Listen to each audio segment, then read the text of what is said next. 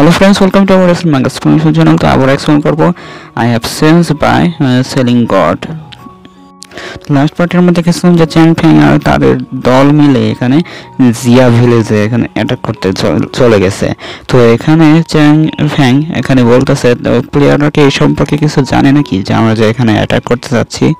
তো এটা হচ্ছে জিয়া ভিলেজের এখানে প্রোটেক্টর। তো সে বলতেছে এখানে কিউটাও একাডেমির লোকেরা এখানে ওয়ার করতে এসেছে কেন, তো আমাদের সাথে তো কোনো ঝগড়া ছিল না আগে। তারপর কিউটাও এখানে একাডেমির কমান্ডার বলতেছে যে আমরা এখানে আমাদের একাডেমির টেরিটরিটাকে বাড়াতে চাই, তো সেজন্য এখানে কিউজিয়া ভিলেজ দরকার, তো সেজন্য তোমরা এখানে সারেন্ডার করো, নাহলে আমরা তোমাকে মেরে ফেলবো, তাই কি বলতেছে। তো এখানে এই কমান্ডার বলতেছে আমি তোমাদের কিউজিয়া ভিলেজকে কেড়ে নেব। এরপর এখানে কিউজিয়া ভিলেজের প্রোটেক্টরের চেহারা দেখানো হয়, সে এখানে এমপিসিতে পরিণত হয়ে গেছে আর একটা ডিমান্ড টাইপের পরিণত হয়েছে। তো এরপর এখানে বলতেছে তোমরা কি ননসেন্স কথা বলতেছো, হ্যাঁ তোমরা এখানে আমাদের কিউজিয়া ভিলেজ এরিয়াতে চলে এসেছো আর আমাদের বলতেছো সারেন্ডার করতে, আমরা কখনোই করব না। তো এখানে প্রোটেক্টরের এখানে হ্যামারটাকে দেখানো হয়েছে, এটা চ্যাং ফ্যাং এর মতন গোল্ডেন কালারেরটা, এখানে বেগুনি কালারটা আর কি।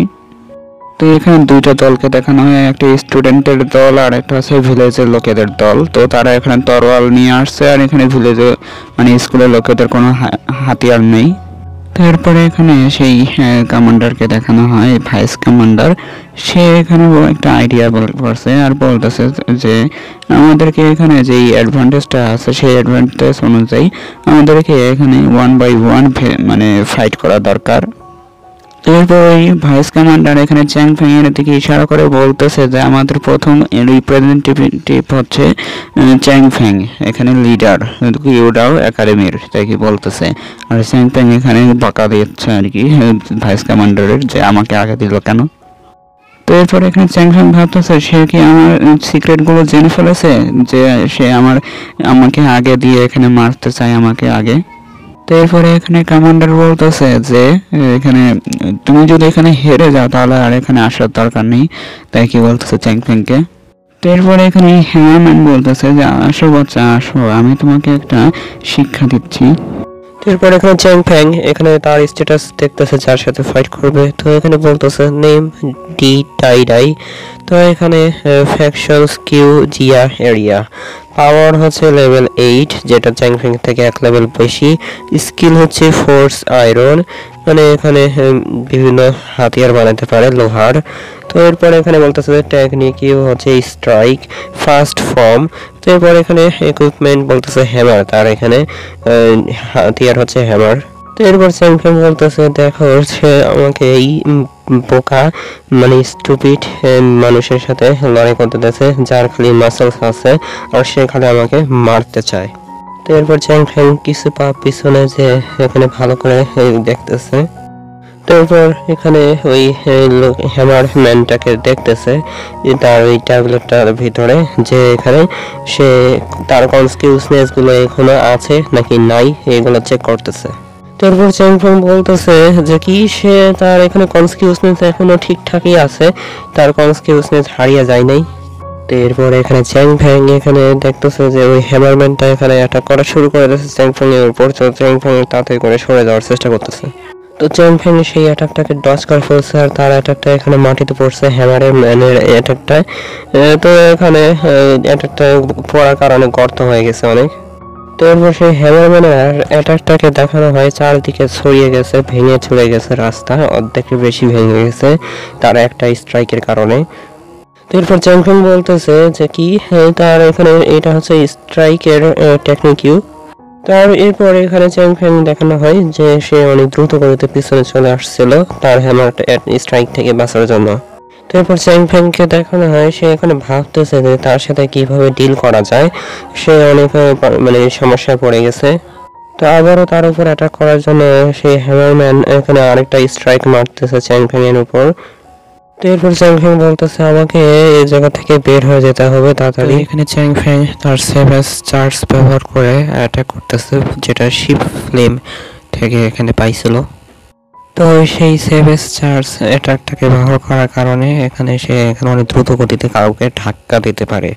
তো এখানে সেই মানে ওই মাসলস ম্যানকে এখানে ধাক্কা দিয়েছে, কিন্তু তার কিছুই হয়নি। তো হ্যামারম্যান এখানে তার নিজের পাওয়ারটাকে রিলিজ করছিল বলে এখানে তার কিছু হয়নি, আর চ্যাং ফ্যাং এখানে তাড়াতাড়ি করে পিছনে চলে আসছে। তো এরপর এখানে চ্যাং ফ্যাং বলতেছে তার বডিটা তো অনেক বেশি স্ট্রং, তো আমাকে অন্য উপায় খুঁজতে হবে। তো এরপর চ্যাং ফ্যাং সেই হ্যামারম্যানকে এখানে রাগ ওঠানোর চেষ্টা করতেছে আর বলতেছে, আরে ইডিয়েট, এদিকে তাকাও। তো এরপর এখানে মিডল ফিঙ্গার দেখায় বলতেছে যে তুমি তো আমাকে ধরতেই পারবে না, আসো আমাকে পিছে করে ধরে দেখাও। তো এরপর সেই হ্যামারম্যান চ্যাং ফ্যাং এর মিডল ফিঙ্গার দেখে অনেক রাগ হয়ে গেছে। তো এরপর চ্যাং ফ্যাং এখানে দৌড়ানো শুরু করছে আর সেই হ্যামারম্যানও পিছা করা শুরু করেছে। তো হ্যামারম্যান অনেক কাছে চলে গেছে চ্যাং ফ্যাং এর। তো চ্যাং ফ্যাং এখানে মানে কোনো প্ল্যান তৈরি করছিল আর এখানে বলতেছে পারফেক্ট হয়েছে আমার এই প্ল্যানটা। এরপর চ্যাং ফ্যাং এখানে অনেক দ্রুত গতিতে দৌড়াচ্ছে তার সেফ চার্জ স্কিল ব্যবহার করে, আর এখানে মানুষজনের পিছনে পলায় চলে গেছে। তো এরপর সেই হ্যামারম্যান এখানে চ্যাং ফ্যাংকে ধরার জন্য সামনে যে আসে তাকে ধাক্কা মেরে ফেলায় দিয়ে চ্যাং ফ্যাংকে ক্যাচ করার চেষ্টা করতেছে। এরপর চ্যাং ফ্যাং এখানে দৌড়াচ্ছিল আর এখানে সেই হ্যামারম্যানের পিছনে দৌড়াচ্ছিল। তো সেই সুযোগ নিয়ে এখানে কমান্ডার তার চাকু নিয়ে এখানে মারতেছে আর বলতেছে মরো এখনই। তো হ্যামারম্যান তার হ্যামারটা আগে দিয়েছে চাকু তাকে ঠেকানোর জন্য, কিন্তু এখানে তার হ্যামারটা ভেঙে চলে গেছে। তো এখানে অনেক আকর্ষণীয় ফাইট হচ্ছে, সবাই দেখতেছে বাইরে দাঁড়ায়। তো এখানে ধোঁয়ার ভিতরে ফাইট হচ্ছে, কে যাকে পায় তাকে মারতেছে। তো এরপরে এখানে সেই লিডার এখানে বলতেছে যে কিউডাও ওয়াং একাডেমির ছাত্ররা এখানে সব ডার্টি ট্রিক্স ব্যবহার করতেছে আমাদেরকে হারানোর জন্য, তো তাদেরকে ছাড়বো না, সবাই মিলে অ্যাটাক করো। তো কমান্ডারও এখানে আদেশ দিয়েছে আর বলতেছে সব টিম এখানে অ্যাটাক করো কিউজিয়া ভিলেজে। তো এরপরে এখানে কিউজিয়া ভিলেজ আর এখানে কিউডিয়া একাডেমির ভিতরে মারামারি শুরু হয়ে গেছে। এখানে যাকে পাচ্ছে তাকে ধরে মারতেছে, ঘুষি দিয়ে শুরু করতেছে মারামারিটা। তো এখানে চ্যাং ফ্যাং সুইয়ানের হাত ধরে বলতেছে চলো আমাকে ফলো করো। তো এরপর চ্যাং ফ্যাং এখানে সুইয়ানকে কাছে নিয়ে এখানে রেসুরিয়াকশন কয়েনটাকে খুঁজতে যাচ্ছে যাতে সুইয়ানকে এখানে কনসকিউশনেস গুলো ফেরত নিয়ে আসতে পারে। ফাইটিং এর জায়গা থেকে এখানে অনেক দূরে চলে যাচ্ছে দৌড়ায়। তো এরপর চ্যাং ফ্যাং বলতেছে এই গেমের রুল অনুযায়ী এখানে রেসুরিয়াকশন কয়েন পাওয়ার জন্য এখানে কোনো একটা টাওয়ারে যেতে হবে ট্যালেসে। তো এরপর চ্যাং ফ্যাং বলতেছে আমাকে ওটা পেতেই হবে যেভাবেই হোক না কেন। তো এখানে চ্যাং ফ্যাং আর সুয়ান এখানে কয়েনগুলোকে আনতে যাচ্ছিল আর এখানে সামনে উলফ মনস্টার চলে এসেছে, যেগুলো আর কি মানে কুকুর ছিল আগে, সেই কুকুরটা এখানে রাক্ষসী কুকুর হয়ে গেছে। তো এই কুকুরগুলো মনে হয় ডিমনিক শক্তি পাইছে, তো সেই জন্য এখানে অনেক রড় করতেছে মানুষকে দেখলে, বিশেষ করে চ্যাং ফ্যাংকে দেখে অনেক রড় করতেছে। তো এরপর চ্যাং ফ্যাং বলতেছে আমি বিশ্বাস করতে পারতেছি না যে এই ডগগুলো এখানে অনেক ক্রেজি হয়ে গেছে, পাগল হয়ে গেছে, আর এখানে এত মানুষগুলো মারামারি করতেছে তারপরেও এখানে তারা রাস্তায় আছে। তো এরপর চ্যাং ফ্যাং এখানে একটা পর একটা এখানে মারতেছে তার হ্যামার দিয়ে, কিন্তু সহজে মরতেছে না। তো এরপর চ্যাং ফ্যাং অনেক দ্রুত গতিতে চলে যাচ্ছে ক্রেজি ডগগুলোকে থেকে বাঁচার জন্য। তো এরপর চ্যাং ফ্যাং বলতেছে যে এই হ্যামারের সাথে আমার লেভেল হয়ে যায় 7, তো এই 7 লেভেলের সাথে এই সব ক্রেজি ডগগুলো আমার অপোনেন্ট হবে না। এখানে চ্যাং ফ্যাং দেখতেছে আরো কিছু ক্রেজি ডগস এখানে চলে এসেছে চ্যাং ফ্যাংকে ঘিরে ধরার জন্য। তো এরপর ক্রেজি ডগস গুলো এখানে পাগলের মতন দৌড়ানো শুরু করছে চ্যাং ফ্যাংকে ধরার জন্য। তো এখানে চ্যাং ফ্যাং বলতেছে যে এতগুলো ক্রেজি ডগস এখানে আসলো কিভাবে, এইসব আর কি চিন্তা করতেছে। তো এরপর চ্যাং ফ্যাং বলতেছে সুইয়ান তাড়াতাড়ি দৌড়াও, অনেক দ্রুত গতিতে দৌড়াও। তো এখানে কিছু ক্রেজি ডগস চলে আসছে চ্যাং ফ্যাং এর সামনে। তো এরপর চ্যাং ফ্যাং সেই ডিভাইন ওয়েপন ব্যবহার করে মানে ডিভাইন ব্যাট ব্যবহার করে ক্রেজি ডগস গুলোকে মারতেছে। তো এইগুলোর লেভেল মনে হয় চ্যাং ফ্যাং এর থেকে বেশি হতে পারে, কারণ এখানে 2-3টা আঘাত করার পরেও এখানে মরতেছে না। তো এখানে একটা ডগ এসে চ্যাং ফ্যাং এর হাতে কামড় দিয়েছে। তো চ্যাং ফ্যাং এর এখানে অনেক সমস্যা হচ্ছে আর এখানে জনচিল্লায় বকতেছে। তো এরপর চ্যাং ফ্যাং এর পায়ে আরো একটা ডগ এসে কামড় দিয়েছে। তো এরপরে দেখা যায় যে চ্যাং ফ্যাং এর এখানে চারপাশে অনেকগুলো কুকুর এসে মানে কামড় দেওয়া শুরু করছে, সবগুলো থেকে বাঁচার চেষ্টা করতেছে চ্যাং ফ্যাং, কিন্তু কিছু করতে পারতেছে না কারণ কুকুরগুলোর সংখ্যা অনেক বেশি।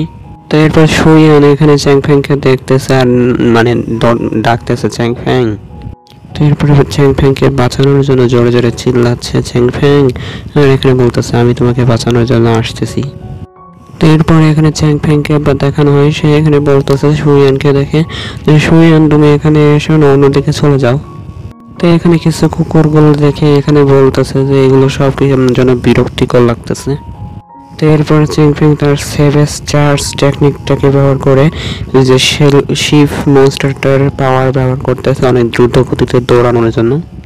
তো এরপর চ্যাংফ্যাং বলতেছে সুইয়ান তাড়াতাড়ি করে তোমার হাতটা দাও। তো এখানে চ্যাংফ্যাং সুইয়ানের হাত ধরে বলতেছে এবার তাড়াতাড়ি দৌড়াও। তো এখানে সব ক্রেজি ডগস গুলো এখানে চ্যাংফ্যাং এর পিছনে পড়ে গেছে। তো এরপর চ্যাংফ্যাং এখানে বলতেছে যে আমাকে কিছু পালানোর জায়গা খুঁজতে হবে যাতে সুইয়ানকে প্রোটেক্ট করা যায়। তো এখানে একটা রুম খুঁজে পাইছে, তো সেই রুমের ভিতরে যাচ্ছে আর বলতেছে সুইয়ান এদিকে আসো।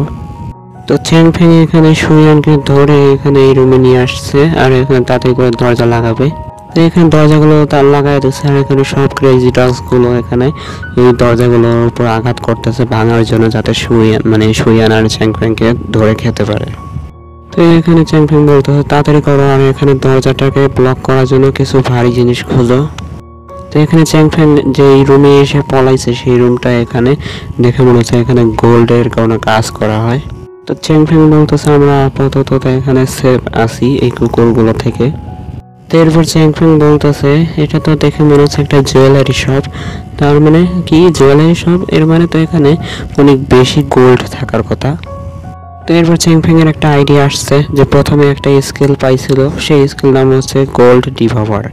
সেই স্কিলটাকে ব্যবহার করে তার বডিটাকে ইভলভ করতে পারবে।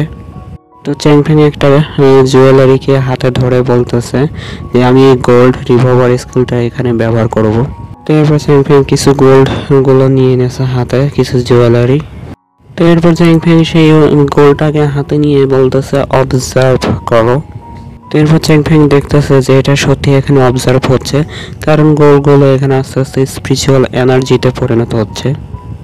তো এরপর চ্যাংফ্যাং বলতেছে কিন্তু আমার বডি এখানে কোনো ট্রান্সফর্ম হচ্ছে না, শুধু হালকা ফিল হচ্ছে, কিছু মনে হচ্ছে যে আমার বডিটা অন্যরকম ফিল হচ্ছে। তো গাইস আজকের জন্য এই পর্যন্তই। তো চ্যানেলটিকে সাবস্ক্রাইব করে রাখবেন যারা নতুন এসেছেন, আর অবশ্যই কমেন্টে জানিয়ে দেবেন যে এখানে কেমন লাগেছে এক্সপ্লেনেশনটা। আর এখানে আরও আগের চ্যাপ্টারগুলো যদি না দেখেন তো অবশ্যই প্লে লিস্টে থেকে যে দেখে নিতে পারেন।